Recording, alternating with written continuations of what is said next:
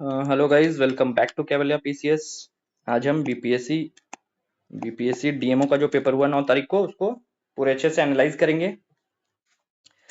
History, geography, polity और current affairs हम इस वीडियो में देख लेंगे। एंड जो साइंस के क्वेश्चंस होंगे वो सर आपको काफी अच्छे से करवा देंगे, क्योंकि साइंस एक्सपर्टीज है उनकी और वो काफी अच्छा बताते भी हैं। ऑल्सो यार, थैंक यू जिसने भी ये पेपर हमें शेयर किया था ग्रुप पे, बिग थैंक्स। क्वेश्चन पे आ जाते हैं हम अब। तो क्वेश्चन नंबर 1 है। क्वेश्चन नंबर 1 क्या कह रहा है? Hydro electric power generation centres, ठीक है, and which is correct. Pairs दिए हुए हैं, कौन सा करेक्ट है? एक है हाइड्रो इलेक्ट्रिक जनरेशन सेंटर और दूसरा है स्टेट उससे रिलेटेड। पहला है नाथपा जाकरी, तो ये है हिमाचल प्रदेश में, तो ये गलत गलत हो गया। Second is Tehri dam Uttarakhand में है, तो ये भी गलत हो गया, Tehri dam is in Uttarakhand. Third आएगा Sardar Sarovar dam. Sardar Sarovar dam I think Gujarat में ही है, it is in Gujarat. And last is Koyna hydro electric project, ये भी महाराष्ट्र में है। महाराष्ट्र, कोयना रिवर है ना उधर महाराष्ट्र में, वहीं पे। तो इसका आंसर हो गया सी। नेक्स्ट क्वेश्चन में आते हैं। In the context of thermal power plants पे क्वेश्चन है, विच of the following is correct. Again same thing, ये स्टेट्स दिए हुए हैं और थर्मल पावर प्लांट्स दिए हुए हैं। सबसे पहले देखते हैं एनटीपीसी दादरी। एनटीपीसी दादरी जो है ना वो यूपी में है। तो ये कुछ है ना, आप ध्यान में रखना, बस रिपीट करना हुआ तो इसी से वो ढूंढ के रिपीट कर लेगा। सेकंड में आते हैं सासन अल्ट्रा मेगा पावर, हाँ सासन सही हो गया भाई का, सासन इज इन एमपी। थर्ड है टिरोडा। टिरोडा किस में है? टिरोडा है महाराष्ट्र में। टिरोडा है महाराष्ट्र में। ये सब याद रखना, कहाँ पे कौन है, कम से कम ध्यान में रखना हल्का सा। And fourth is Talcher. Talcher तो आपने सुना भी होगा, तालचेर उड़ीसा में। तालचेर इज इन उड़ीसा, तो महाराष्ट्र गलत है। चार हो गए, चारों ऑप्शंस सही बता भी दिए। अब आते हैं क्वेश्चन नंबर 3 में। Consider the following statements. And last हम देखेंगे करेक्ट स्टेटमेंट पूछा है। The Rewa ultra mega solar plant, जो Rewa ultra mega solar plant है, large scale solar plant is in Rewa district. This is correct. Rewa है तो रेवा दिया हुआ है एमपी में, तो एक तरह से कॉम्प्लीमेंट कर रहा है, तो ये सही है। सेकेंड है the plant supplies about 1/4 of power to Delhi metro. ये भी आया था 24% आसपास में कुछ पावर ये दिल्ली मेट्रो को सप्लाई करती है। तो दोनों स्टेटमेंट करेक्ट हुए अपने। तो इसका थर्ड का हो गया बोथ 1 एंड 2। क्वेश्चन नंबर 4 की तरफ चलते हैं। एनर्जी सेक्टर से काफी सवाल पूछा है यार। Which of the following wind farm is related to Tamil Nadu. कौन सा विंड फार्म है जो कि तमिलनाडु में है? पहले लेते हैं कच्छ। कच्छ तो हमें पता है गुजरात, तो कच्छ तमिलनाडु में कैसे होगा? ब्रह्मावेल। ब्रह्मावेल भी तमिलनाडु में है, ये है महाराष्ट्र में, ठीक है, याद रखना इसको। भुज, भुज भी गुजरात में। भुज में अर्थक्वेक आया था ना बहुत बड़ा। ये जो लास्ट है ना, ये लग भी रही है तमिलनाडु की तरफ का कोई नाम है। भुज से मेरे को याद आ रहा है ना कि यहाँ पे एक अर्थक्वेक म्यूजियम भी बना है। अर्थक्वेक म्यूजियम है या डिजास्टर म्यूजियम है, ऐसा ही कुछ है बना है, आप इसको याद रखना। Question number 5, consider the following statement. Kalpakkam nuclear power plant, पहले हम देखेंगे ना कलपक्कम है कहाँ पे। कलपक्कम न्यूक्लियर पावर प्लांट जो है कहाँ पे? ये है तमिलनाडु में। सेकंड ऑप्शन क्या है? Has fast breeder test reactor. India का जो न्यूक्लियर प्रोग्राम है ना वो कितने स्टेज पे है? 1 2 3 स्टेज पे है। तो ये सेकेंड स्टेज पे, ये फास्ट ब्रीडर टेस्ट रिएक्टर जो है ना सेकेंड स्टेज पे इंट्रोड्यूस हुआ है। तो पहला तो सही है, कलपक्कम में सबसे पहला जो लगाया गया ये second statement, the fast breeder test reactor is design to utilize thorium fuel cycle. Yes, ये भी करेक्ट है। इसका आंसर हो जाएगा बोथ 1 एंड 2। इससे याद आ रहा है ना मेरे को, चाइना। चाइना ने क्या किया अभी? मोल्टेन सॉल्ट रिएक्टर बना लिया शायद वो। अरे यार एक second, perfect. Molten salt reactor बना लिया चाइना ने। इसमें क्या होता है ना, ये हीटिंग का जो प्रॉब्लम है ना, रिएक्टर हीटिंग का, ओवर हीटिंग हो जाता है उसमें, इसमें ये प्रॉब्लम नहीं होती आई थिंक। तो इसका आंसर निकल गया हमारा 1 and 2 both. Which of the following statement is true. True पूछा है अबाउट क्रिप्स मिशन। आगे देखते हैं। स्टेटमेंट है that the constitution of India was to be framed by elected constituent assembly of Indian people। सही बात है, ये बात करी गई थी कि इलेक्टेड करवा के वर्ल्ड वॉर खत्म हो जाए, आप मेरा साथ दे दो वर्ल्ड वॉर में, उसके बाद हम लोग ये कर देंगे आपके लिए। सेकंड बात क्या की थी, डोमिनियन स्टेटस की बात की गई थी, equal partnership of British Commonwealth. दोनों स्टेटमेंट बिल्कुल सही है अपने। इसका आंसर हो गया बोथ 1 एंड 2। अगर क्रिप्स मिशन से देखें ना, तो क्रिप्स मिशन तो फेल कर गया था, तो आप मेरे को बताओ इसके बाद कौन सा नेशनल मूवमेंट स्टार्ट हुआ था क्रिप्स मिशन के बाद। क्वेश्चन नेक्स्ट में आते हैं, question number 7। The council of minister in a parliamentary type of government can remain in office till it enjoys the support of. Simple सी बात की गई, जो काउंसिल ऑफ मिनिस्टर है ना, वो कब तक सरकार में रह सकते हैं वो, तो जब तक उनके पास मेजोरिटी हो लोकसभा में। जो बेस हाउस है तो लोकसभा ही है ना, तो यहाँ पे majority of member of the, हाँ लोकसभा, सही बात है, लोकसभा की बात कही गई है। इसमें जब तक मेजोरिटी रहेगी तब तक सरकार बनी रहेगी, और मेजोरिटी गई तो सरकार भी गई। काउंसिल ऑफ मिनिस्टर का आर्टिकल क्या है, 74 है क्या? आई थिंक 74 ही है, आप एक बार चेक कर लेना। आगे बढ़ते हैं, question number 8। A person shall be disqualified from being chosen or being the member of panchayat, panchayati raj institution. PRI से क्वेश्चन बन गया अपना। स्टेटमेंट देखते हैं, if he so disqualified by or under any law for the time being in force for the purpose of election to the legislature of state concerned. बिल्कुल सही बात है, अगर उसको डिस्क्वालीफाई किया गया है तो वो कैसे वापस से मेंबरशिप में आएगा। सेकंड है, if he so disqualified, disqualified है अगर तो हाँ ठीक है, डिस्क्वालीफाइड है अगर तो ये मतलब नहीं लड़ सकता है, वही बात कर रहा है, तो इसमें दोनों स्टेटमेंट सही है। पंचायती डिस्क्वालिफिकेशन पे ना, इससे हम एक्स्ट्रा चीज एक देख सकते हैं, डिस्क्वालिफिकेशन की बात कहाँ करी गई है, तो एफ में बात करी गई है डिस्क्वालिफिकेशन की, और कुछ तो नहीं लग रहा मेरे को इम्पोर्टेंट। हाँ ठीक है, क्वेश्चन नंबर 9 पे हम आते हैं। विच statement is correct about Sarkaria commission. Central state relation की कमीशन है ये, सेंट्रल स्टेट रिलेशन को कैसे सुधारा जाए उस पर बना था सरकारिया कमीशन। फर्स्ट स्टेटमेंट है, it was established in year March 1983 and submitted it report on 1988। 83 में बनी थी, ये भी सही बात है। 88 में रिपोर्ट दिया 5 साल के बाद, ये भी सही बात है। बट ये मार्च नहीं, ये जून था, जून 1983 में बनी थी ये। तो first statement is wrong. It was a 1 man commission, 1 man नहीं था भाई, 3 मैन कमीशन था ये। तो इसमें क्या हुआ, दोनों के दोनों गलत हो गए। इसमें सही पूछा था ना, सही पूछा था। ऑप्शन क्या है, ये गलत हो गया, ये गलत हो गया। अरे यार, तो फिर सही कौन सा है? It's established in March 19 submitted report, it was a 1 member commission, ये तो गलत हो गया। ए भी गलत, बी भी गलत है। पता नहीं यार, अब तो अगर कम गलत अगर मानना है तो ये कम गलत ए को मान सकते हैं ये, बट जहां तक मेरे को पता है ये जून में एस्टैब्लिश हुई थी, आप भी देख सकते हो। क्वेश्चन नंबर 10 पर आते हैं। क्वेश्चन नंबर 10 क्या कह रहा है, chief ministers of all the states are ex officio members of. जो सीएम होते हैं सारे स्टेट के, वो किसके एक्स ऑफिशियो मेंबर्स होते हैं, वो होते हैं एनडीसी के। एनडीसी कब बनी, 1952 में। इंटरस्टेट काउंसिल जो है वो 263 में, आई थिंक 263 है। फाइनेंस कमीशन को देख लें, आर्टिकल 280 है फाइनेंस कमीशन का। और प्लानिंग कमीशन तो अब अबॉलिश हो चुके हैं, इसकी जगह पे नीति आयोग, नीति आयोग ने इसको रिप्लेस कर दिया है। क्वेश्चन नंबर 11 देखते हैं हम, what is contained in the 10th schedule. 10th schedule जैसे ही सुना हमने, एंटी डिफेक्शन याद आ गया मेरे को, तो डिस्क्वालिफिकेशन और ग्राउंड्स ऑफ डिफेक्शन पहला ही सही है। हम शेड्यूल्स भी इंपॉर्टेंट है इसका मतलब, तो शेड्यूल्स ये भी हम मार्क कर लेते हैं, सारे शेड्यूल्स पढ़ जाने अपने को। Question number 12, the only instance when a president of India exercised his power of veto.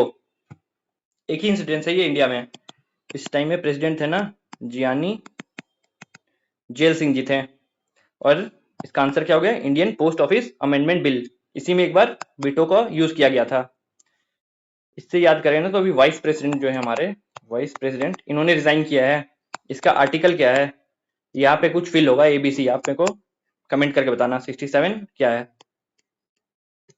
Question number 13, which schedule of Indian Constitution pertains to administration and control of scheduled area and scheduled tribe। ठीक है, schedule area and schedule tribe की बात हो रही है। इन states other than ATMM, मतलब Assam, Meghalaya, Tripura and Mizoram से अलग जो है उसके लिए किससे बात होती है, उसमें बात होती है 5th शेड्यूल में।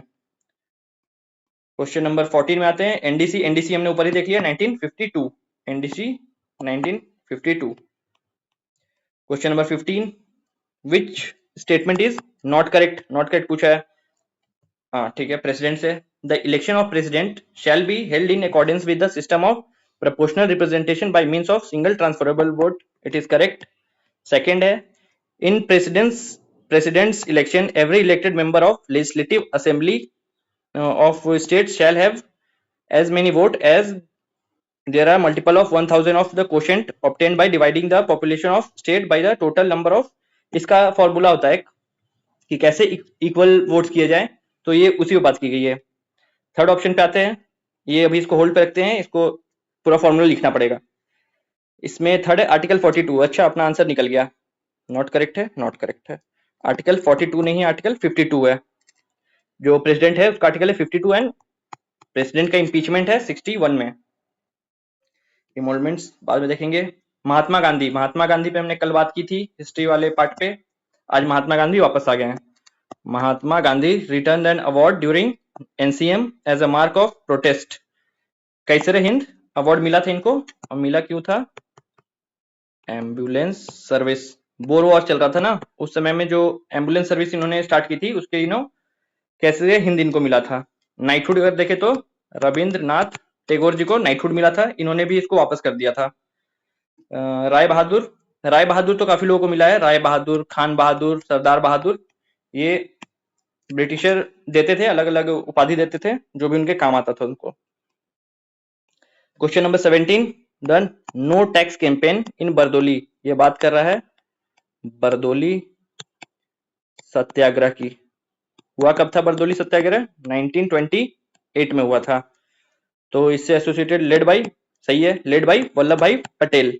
एंड जो गांधी थे वो इस डायरेक्टली इन्वॉल्व नहीं थे, बस बट मतलब इनडायरेक्टली इसको इन्होंने सपोर्ट दिया था, बट डायरेक्टली इन्वॉल्व नहीं थे इसमें।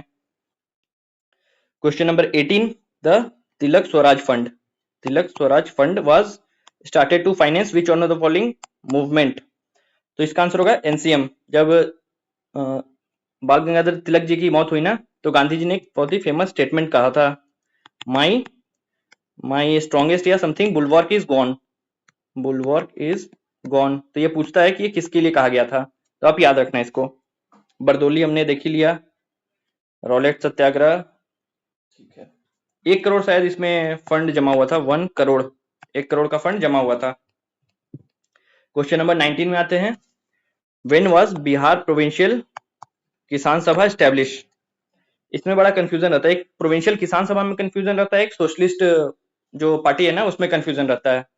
तो आज इसको हम पूरी तरह से दूर कर लेते हैं, सारों को यहीं लिख लेते हैं।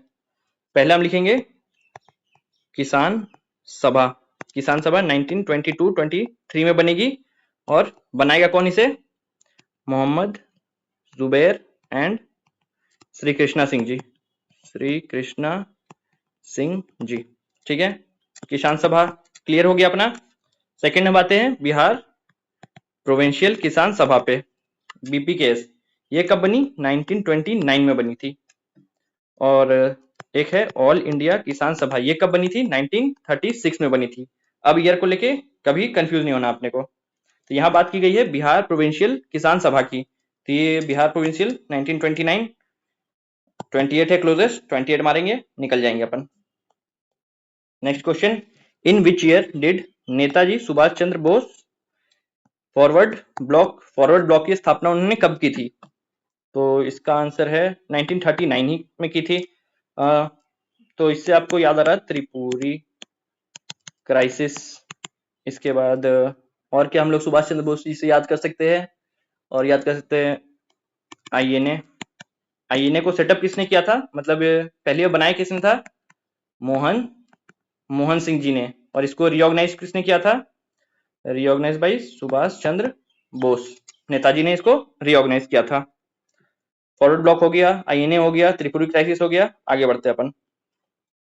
द फेमस कोमगाता मारू इंसिडेंट। द फेमस कोमगाता मारू इंसिडेंट इज रिलेटेड टू कोमगाता मारू। कल हम जब गदर पढ़ रहे थे ना, वहां पे हमने रिलेट किया था कोमगाता मारू से कुछ कुछ चीजें, बाकी की आज कर लेंगे। तो कोमगाता मारू, हाँ, कनाडा से रिलेटेड है कोमगाता मारू। इसमें हुआ क्या था ना, एक शिप थी, वो पूरा अच्छा से बताता हूँ इंसिडेंट। सिंगापुर से एक शिप गई कनाडा के लिए, बट ब्रिटिश लोग के प्रेशर में कैनेडियन अथॉरिटी ने शिप को, मतलब शिप से किसी को निकलने नहीं दिया। तो 2 महीने शिप वहीं बोर्ड पे खड़ी रही। तो इससे काफी खराब सिचुएशन हो गया, लोगों की मौत हुई, हाइजीन प्रॉब्लम्स हुए, खाना नहीं मिला उन्हें, और 2 महीने वेट करवाया। उसके बाद फिर ना वापस भेज दिया शिप को, वापस भेज दिया कलकत्ता। कलकत्ता पोर्ट पे जब शिप उतरी और लोगों ने देखा कि मतलब कितना खराब कंडीशन है, तो काफी मतलब बुरा लगा उनको कि कैसी सरकार है यार, कैसे लोग हैं, लोग मर रहे हैं शिप में, छोड़ दिया उनको। तो काफी आउटरेज हुआ इसके लिए। तो वही है कोमगाता मारू इंसिडेंट, जो पिछले पिछले ये थे ना कनाडा के हेड, उन्होंने माफी मांगी थी इसके लिए। इल्बर्ट बिल, कल इल्बर्ट बिल पे भी बात की थी हमने जब हम रिपन के बारे में बात कर रहे थे। Ilbert bill controversies associated with Ripon related to racial discrimination in judiciary. ये हो गया। क्वेश्चन नंबर 23 में आते हैं हम। The Indian independence league was set up by, Indian independence league was set up by Ras Bihari Bose and later it was headed by Subhash Chandra Bose ji. तो लेकिन setup किसने की थी? रास बिहारी बोस ने। Next, who establish the Swaraj दल इन बिहार? स्वराज दल इन बिहार श्री कृष्णा सिंह जी। स्वराज दल जो है ना, इसका एक सिंपल सा है, बहुत इंपॉर्टेंट है बीपीएससी के लिए। गया सेशन होता है, ठीक है, इसको हेड करते हैं सीआर दास, और यहीं पर ये क्या करते हैं, रिजाइन कर देते हैं। और नेक्स्ट जाके 1922 में होता है, ये 1922 में होता है और दिसंबर में होता है आई थिंक। तो सीआर दास यहाँ पे रिजाइन कर देते हैं। 1 जनवरी 1923 को एक स्वराज पार्टी बनती है, स्वराज पार्टी बनती है नेशनल लेवल पे। एंड जनवरी के बाद फेब 1923 में बिहार में स्वराज पार्टी बनती है, जो कौन बना रहा है? श्री कृष्णा सिंह जी बना रहे हैं। तो यही इसकी टाइमलाइन। आगे बढ़ते हैं। Question number 24 then 25। Yes, which Bihar based newspaper edited by Sachchidananda Sinha? कौन सा वो न्यूज़पेपर है जिसको सच्चिदानंद सिन्हा ने एडिट किया था? तो ये है द सर्चलाइट। ये फर्स्ट इंग्लिश न्यूज़पेपर है बिहार की, newspaper of Bihar, first English newspaper of Bihar. Yes. Young India किसने लिखा था? महात्मा गांधी जी ने लिखा था यंग इंडिया। द लीडर किसने लिखा था? द लीडर लिखा था क्या नाम है, मदन मोहन मालवीय जी ने लिखा था द लीडर। इंडियन मिरर किसने लिखा था? ये होमवर्क आपका। Question number 26, arrange the following dynasties in correct chronological order. Ancient का क्वेश्चन आ गया, क्रोनोलॉजी पे आ गया।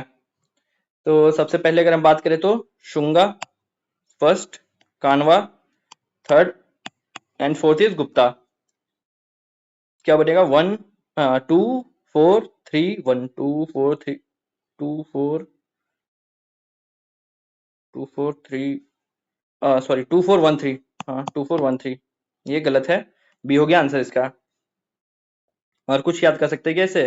तो आप याद कर लेना पूरे अच्छे से। हरेंक वंश था, उसके बाद कौन कौन से वंश आए, सारा लाइन से आप एक बना के रख लेना, उसको याद कर लेना। क्वेश्चन नंबर 27 लंबा हो रहा है क्या? नहीं। विच राइटर, राइटर की बात की है, was contemporary to Ghiyasuddin Tughlaq. इन्होंने तुगलक वंश की स्थापना की थी। मोहम्मद बिन तुगलक एंड फिरोज शाह तुगलक। तीनों से कंटेम्परेरी कौन है? जियाउद्दीन बरानी। बरानी ने क्या लिखा? तारीखे फिरोज शाही। फिरोज शाही, जितना भी तारीख है ना, सब इन्होंने लिखा है mostly.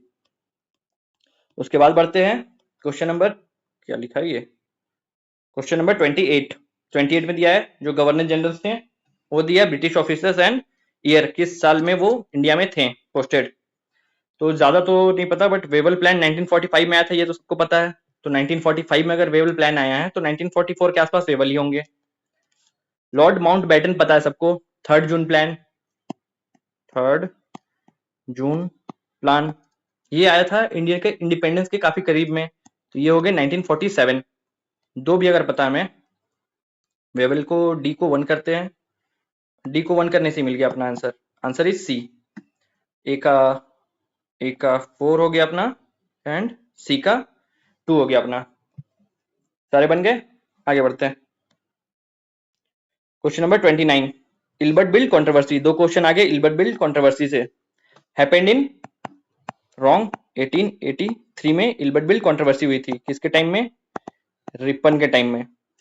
The first session of INC was held in Bombay, it is correct.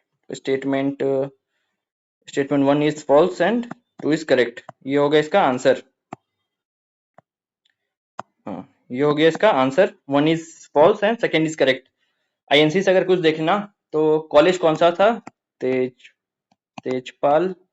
Tejpal कुछ संस्कृत कॉलेज करके था, वहीं पे इनको बनाया गया और 72 डेलीगेट्स थे जिन्होंने पहले सेशन में अटेंडेंस दी थी।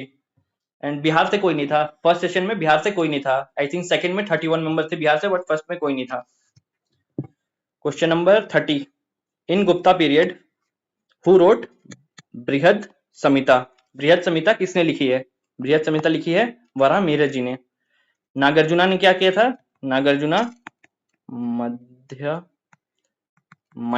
मध्य माइका स्कूल है ना ऑफ बुद्धिज्म, उससे रिलेटेड थे नागार्जुना, इन्होंने ही मतलब फाउंड किया था इसको। आर्यभट्ट से अगर हम याद करें तो आर्यभट्ट से आर्यभट्टिन इन्होंने ही लिखा था। उसके अलावा पाई कैलकुलेट कर दिया था और कुछ किया था, 0 0 इन्होंने ही खोजा। तो आर्यभट्ट से काफी चीजें हैं। वराहमिहिर से और कुछ देखे ना तो इन्होंने एक फिलॉसफी दी थी हेलियोसेंट्रिज्म की। ये पहले ये मानते थे ना कि अर्थ बीच में है और सन और बाकी सारे प्लैनेट्स जो है उसके आसपास में भटक रहे हैं, बट इन्होंने कहा नहीं, sun is in the centre and बाकी सारे प्लैनेट जो हैं हम उसको ऑर्बिट करते हैं। तो वही थी हेलियोसेंट्रिज्म की थ्योरी। इसको सबसे पहले प्रपोन किसने किया था? कॉपरनिकस ने सबसे पहले किया और वराहमिहिर जी ने भी इन पे काम किया था। क्वेश्चन नंबर 31, ये बेस्ट क्वेश्चन है पता है। 31 नंबर क्वेश्चन आते आते ना आपका ध्यान भटकेगा, थोड़ा सा कंसंट्रेशन कम होगा आपका, और वहां पे ये क्वेश्चन आपको बेवकूफ बना देगा जरा सा। 31 हुमायूं नामा पे क्वेश्चन है, देखना कितने स्मार्टली इस क्वेश्चन को छुपाया है जो पूछा गया उसको। Was written by Mughal emperor daughter Gulbadan Begum, ठीक है। Who was the emperor? Normally कोई भी पढ़े क्वेश्चन ना वो हुमायूं नामा देखेगा, गुलबदन बेगम देखेगा और हुमायूं पे चला जाएगा, बट यहाँ क्वेश्चन वो पूछ ही नहीं रहा है। वो क्वेश्चन पूछ रहा है इस एम्परर के बारे में, बेटी किनकी थी ये, तो बेटी किनकी थी? बाबर की। इनका ये गलत हो गया। तो क्वेश्चन जो है ना, इसलिए मैं कहता हूँ क्वेश्चन एक एक चीज को मार्क करके रखो जो आपको पता रहे कि पूछा क्या है। क्वेश्चन नंबर 32 आते हैं, consider the following Gupta rulers and arrange them in chronological order, ठीक है। क्रोनोलॉजी में अरेंज करना है गुप्ता रूलर्स को। सबसे पहले श्रीगुप्त आएंगे और ऐसे में सबसे लास्ट तो स्कंदगुप्त ही होंगे, ठीक है। हुन्स के खिलाफ इन्होंने लड़ाई की थी। और ऐसे देखे तो समुद्रगुप्त है फर्स्ट कहीं, हाँ ये और ये कट गया, समुद्रगुप्त है। उसके बाद चंद्रगुप्त 2, कुमारगुप्त, हाँ सही है, इनका सही है, सेकंड ही सही होगा। सबसे पहले थे समुद्रगुप्त, उसके बाद चंद्रगुप्त 2, उसके बाद कुमारगुप्त, उसके बाद लास्ट स्कंदगुप्त। कुमारगुप्त 1 से कुछ याद आ रहा है? नालंदा जैसा। समुद्रगुप्त कुछ याद आ रहा है? नेपोलियन ऑफ इंडिया जैसा, प्रयाग प्रशस्ति जैसा। चंद्रगुप्त 2 से कुछ याद आ रहा है? फाहिन जैसा कुछ याद आ रहा है? कल बताया था ना एक हॉस्पिटल की उन्होंने बात की थी, वो हॉस्पिटल कहाँ था बताना। फाहिन ने कौन से हॉस्पिटल की बात की थी? क्वेश्चन नंबर 33 पे आते हैं, in whose tenure the Mathura school of sculpture started. तो मथुरा स्कूल किसमें स्टार्ट हुआ था? कुशाना के पीरियड में। हुन याद दिया हुआ है, हुन इन्वेजन हमने पढ़ लिया किसके टाइम पे हुआ था। इन 1880 लॉर्ड लिटन, घंटे का Lord, constituted the starchy commission. Starchy commission बात की है, जैसे ही स्टार्ची पढ़ा फेमाइन याद आ गया। स्टार्ची कमीशन किससे रिलेटेड है? फेमाइन से। ड्यूरिंग बलबन बीपीएससी भाई during Balban where did the revolt of Tughril Khan took place? Tughril Khan का रिवोल्ट कहाँ हुआ था? बंगाल में। आगे बढ़ते हैं। Which of the following is one of the major factor affecting the Indian monsoon? Stability or tropic of cancer गलत, Himalayan mountain range, height of western Ghat गलत, माउंटेनियर गलत। पूरा ही पढ़ ले क्या मानसून सिस्टम को? आफ्टर करंट पेज पूरा ही पढ़ लेते हैं। कुछ फैक्टर्स होते हैं, ठीक है, monsoon system, Indian monsoon system के लिए कुछ फैक्टर्स होते हैं ये, ठीक है। आईटीसीजेड इसको बोलते हैं, ठीक है। तो आईटीसी जब इधर शिफ्ट करेगा ना तो इंडिया भी इसी के रेंज पे आ रहा है। आईटीसीजेड मतलब सन जो है ना वो डायरेक्टली यहाँ पे अपनी रोशनी दे रहा है। ज्यादा गर्मी होगी, लैंड एरिया जो है वो जल्दी गर्म भी हो जाता है, तो यहाँ पे बहुत हीट हो जाएगा। तो जहाँ हीट होता है वहां क्या बनता है? लो प्रेशर बन जाएगा। और यह जो मेडागास्कर रीजन है ना ये थोड़ा ठंडा हो जाएगा, क्योंकि जो डायरेक्टली सनरेज है वो तो ट्रॉपिक ऑफ कैंसर पे पड़ रही है, तो जो नीचे का एरिया वो थोड़ा ठंडा हो जाएगा। तो यहाँ से जो ठंडी हवाएं होंगी ना, यहाँ पे ठंडी हवाएं होंगी तो हाई प्रेशर होंगी।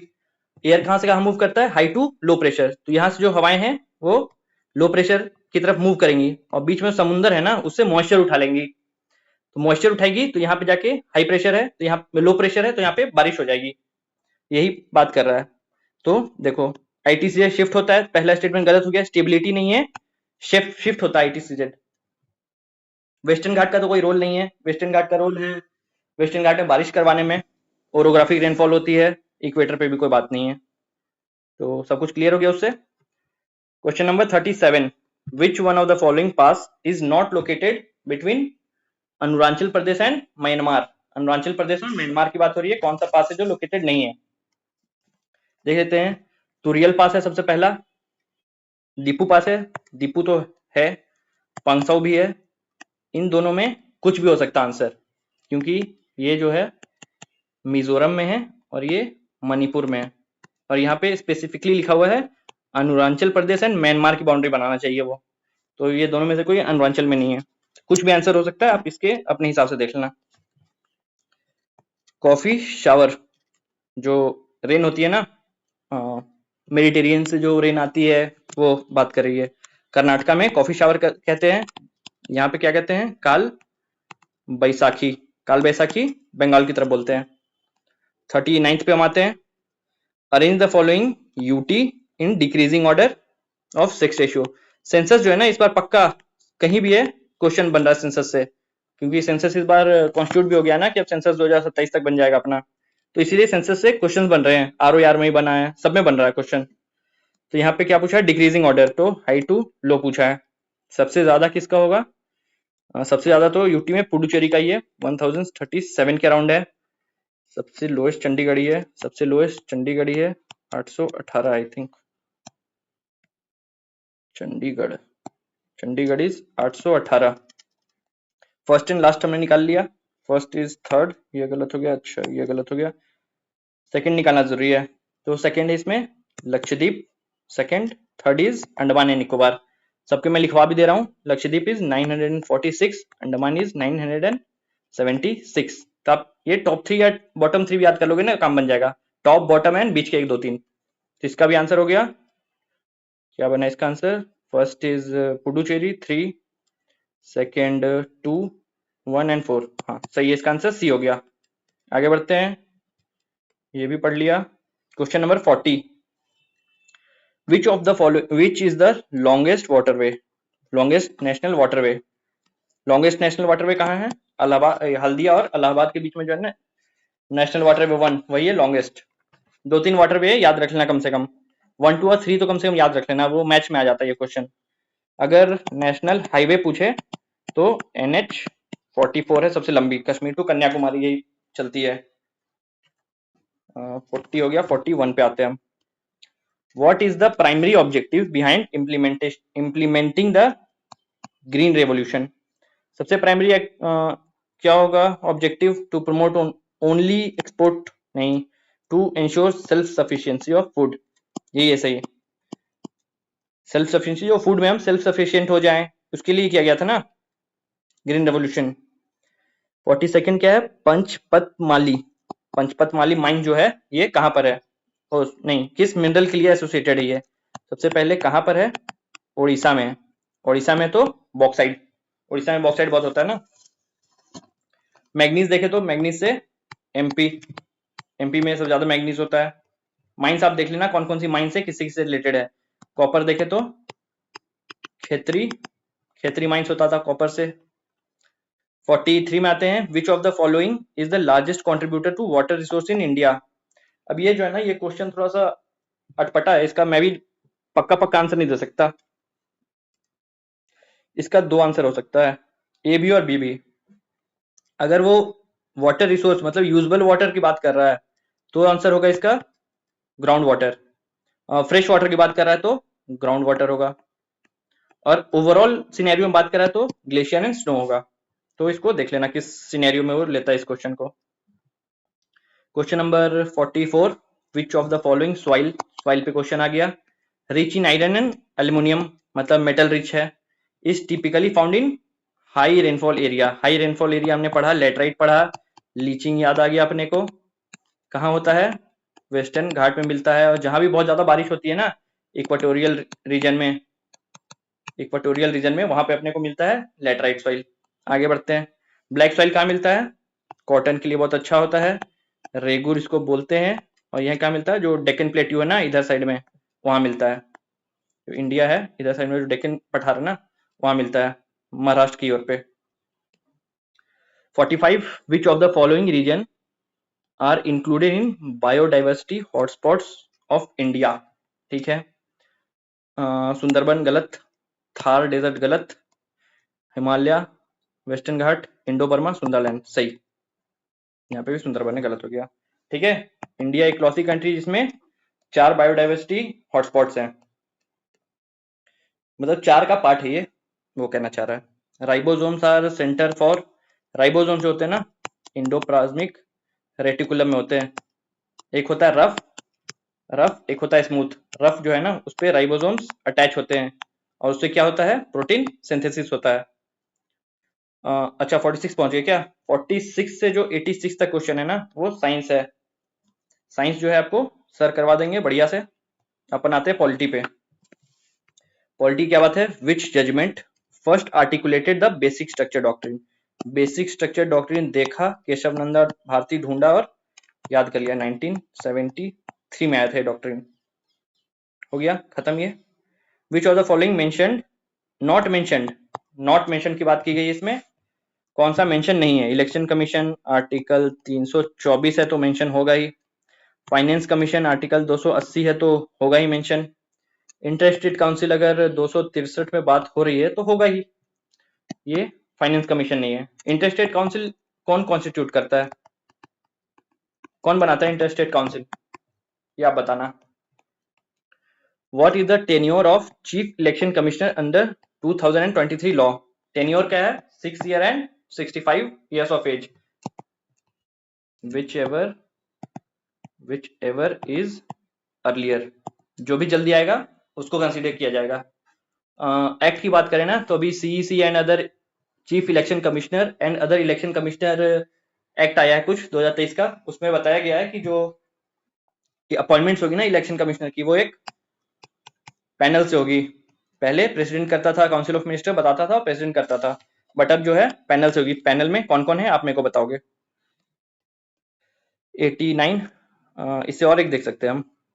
26 सीईसी जो है कुछ ज्ञानेश कुमार करके हैं, नाम मेरे को बस याद है, टाइटल याद नहीं है, ज्ञानेश करके हैं कुछ। Question number 89, which article of Indian constitution empowers parliament to legislate on state list subject. State list subject पे कौन सा आर्टिकल है जो पावर करता है पार्लियामेंट को लिस्ट काम करने के लिए, मतलब नेशनल इंटरेस्ट में वो स्टेट लिस्ट में भी लेजिस्लेट कर सकते हैं। तो यह आर्टिकल 249 राज्यसभा की एक्सक्लूसिव पावर्स में आता है। ये ऑल इंडिया सर्विसेज क्रिएट कर सकता है, ये सब राज्यसभा की एक्सक्लूसिव पावर्स है। आगे बढ़ते हैं, 263 हमने देख ही लिया है, हो गया। 91 90 किया ना, 89 वेयर इज 90 भाई, 90। which of the following acts replace the Indian Penal Code। जो दंड संहिता थी ना, संहिता, उसको किससे रिप्लेस किया गया है? तो उसको किया गया है न्याय संहिता से। जो साक्ष्य अधिनियम है वो एविडेंस एविडेंस एक्ट था पहले, उसको ये कर दिया गया 1972 का था। और सुरक्षा संहिता ये किससे किया गया है? इसका पहले क्या नाम था ये आप बताओगे मेरे को। 91 पे आते हैं। Which country is not a member of quad grouping? Russia कहाँ से आ जाएगा? ये तो काफी बढ़िया एकदम गेस दे दिया है, कुछ आसपास का भी नहीं दिया है। रशिया रशिया हो गया अपना आंसर। क्वाड से अगर याद करें तो क्वाड मीटिंग कहाँ हुई थी? यूएस में। एंड नेक्स्ट क्वाड 2026 में आई थिंक वो कहाँ होगा? इंडिया में। इतना इंपॉर्टेंट है क्वाड से अभी फिलहाल में। I2U2 का कंट्रीज याद रखना, India, Israel, UAE, USA. Primarily focused on space tech क्यों ही होगा? काउंटर टेररिज्म क्यों ही होगा? इंटर स्टेट अगर बात करें तो economic development. Quad mostly primarily ना मिलिट्री कॉपरेशन के लिए क्वाड, बट अब इकोनॉमिक भी वो जा रहे हैं। Question number 93, India's major achievement in holding G20 summit 2023। भाई काफी पुराना पूछा है, कुछ जो करंट अफेयर्स है ना काफी पुराना पूछा है। 23, 24 स्टार्टिंग या मिड का पूछा है ये। Creating BRICS plus alliance, removal of Russia from G20, establishment of G20 military wing, ये भी गलत है। अफ्रीकन यूनियन, अफ्रीकन यूनियन को परमानेंट मेंबरशिप दी गई थी। अफ्रीकन यूनियन का अगर आपसे हेड क्वार्टर पूछे तो है अदिस अबाबा। ये कहाँ है? इथोपिया में। इथोपिया में अदिस अबाबा इसका अफ्रीकन यूनियन का हेडक्वार्टर।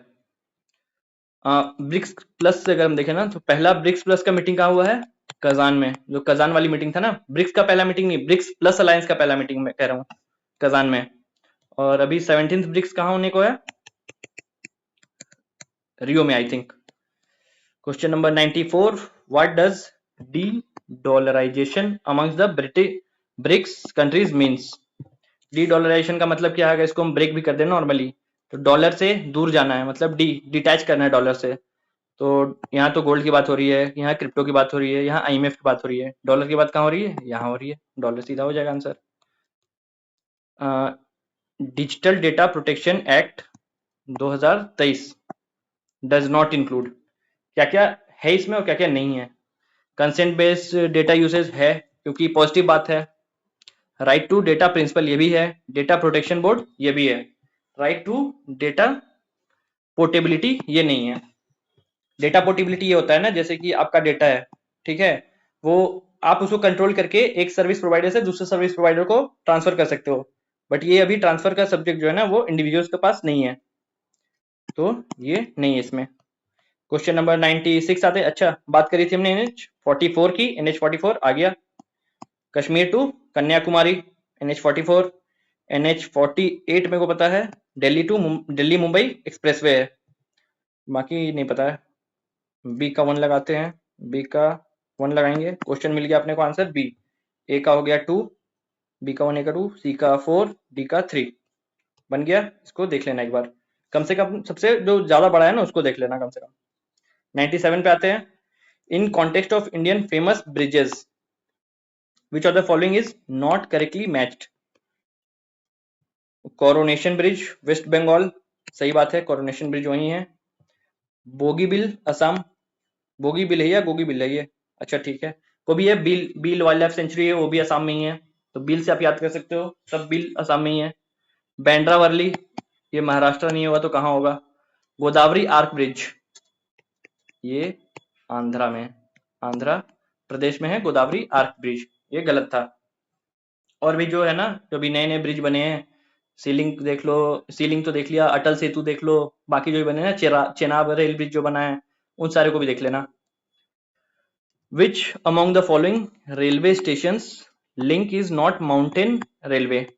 कौन है जो माउंटेन रेलवे नहीं है, मतलब पहाड़ी? नीलगिरी, ये तो खुद में पहाड़ी है, तो नीलगिरी तो होगा ही, तो नीलगिरी को हम करेक्ट पे मानेंगे।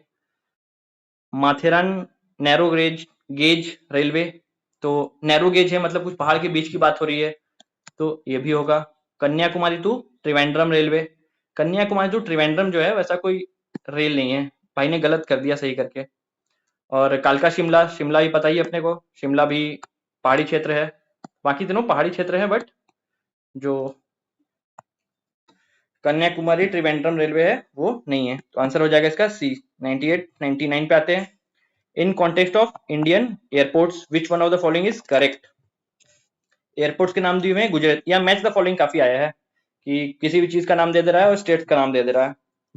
सरदार वल्लभ भाई पटेल एयरपोर्ट, ठीक है। कोचीन एयरपोर्ट, कोचीन यार केरला है ना, केरला है। चौधरी चरण सिंह, अच्छा इसको मार्क करना है, चौधरी चरण सिंह एयरपोर्ट ये है यूपी में। नेताजी सुभाष चंद्र बोस इंटरनेशनल एयरपोर्ट कहां पर है, वेस्ट बंगाल, दमदम एयरपोर्ट है ना, वही है। 100 last question, the railway station with highest number of platforms in 2023, किस रेलवे स्टेशन का हाईएस्ट नंबर ऑफ प्लेटफॉर्म है, वो है हावड़ा का। कितने प्लेटफॉर्म है, 23। हैदराबाद देखे ना तो लॉन्गेस्ट प्लेटफॉर्म हैदराबाद में, ऐसा कुछ नाम भी है, नाम आप बता देना यार।